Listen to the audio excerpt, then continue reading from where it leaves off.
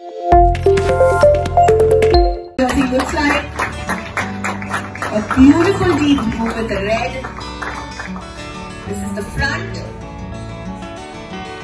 Ooh. Name and number in gold. Gold for a golden team. PBG Kolhapur Tuskers. क्या बात है. पूर्ण महाराष्ट्रातून विविध जिल्ह्यामधनं खेळाडू आलेले आहेत. तर जसं श्रेयस कोल्हापूरपासून आहे, तरंजित सिंग सांगलीपासून आहे, श्रीकांत मुंडे परभणीमधून आहे. सो आय थिंक महाराष्ट्राच्या प्रत्येक जिल्ह्यातून जे जे चांगले खेळाडू आहेत ते ऑप्शनमध्ये जे बेस्ट ऑफ आवर नॉलेज आम्हाला मिळालं ते आम्ही घेतले. नाही, आता तुम्ही बघा की टफ असं काही ठरवू नाही शकणार, कारण लास्ट इयर आम्ही आणि रत्नागिरी फायनलला होतो आणि ती मॅच झालीच नाही. त्यामुळं अजून काय बोलण्यात अर्थ नाही. काहीच संबंध नाही. आता त्यांची मॅच कधी मला माहीत पण नाही. पण आता माझा फोकस फक्त पहिल्या मॅचवर आहे. बॅलन्स जसं करता येतो तसं केलं. स्पिनर्स, ऑलराऊंडर्स, फास्ट बॉलर जसं लागतात, ज्या हिशोबाने ज्या बेस्ट ऑफ नॉलेज मला आहे त्या हिशोबाने आम्ही घेतले ऑप्शनमध्ये. श्रीकांत बरोबर मी खूप वर्ष खेळलेलो आहे महाराष्ट्रासाठी. प्रेशर सिच्युएशनमध्ये जर का एखादा खेळाडू खेळू शकतो बॅट, बॉल आणि फिल्डिंग, तर आय थिंक श्रीकांत तो नक्कीच आहे.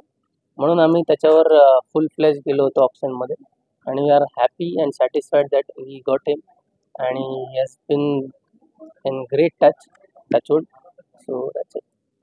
कुठलाही खेळ आपण जेव्हा खेळतो, आता कुठल्याही क्षेत्रात माझ्यासारखा स्वभावच असा आहे की कुठल्याही क्षेत्रात गेलो मी तर मला त्यातल्या टॉप लेवलला जाऊन काम करायचं असेल. आय थिंक क्रिकेटमध्ये पण तसंच. जर का आपण आता MPL खेळतोय ते MPLची टॉप लेवल इज फायनल जिंकणं. सो आय थिंक आम्हाला नक्कीच प्रयत्न असतील आमचे की इथपर्यंत कसं पोचायचं याचा शोध करणं. नक्कीच मी आनंद आहे की MPLची सीझन 2 ची सुरुवात 2 जूनला आणि लास्ट इयरची जी फायनलिस्ट होती ती रत्नागिरी जेट्स आणि आमची टीम कोल्हापूर टस्कर्स यांच्यामध्ये आहे.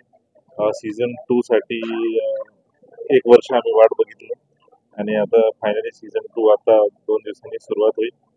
नक्की 2 चांगले आपल्याकडे जे कर्णधार केदार जाधव आणि वाईस कॅप्टन श्रीकांत आहेत, यांच्या गायडन्सनी कोल्हापूर टस्कर्सची टीम चांगली परफॉर्म करेल.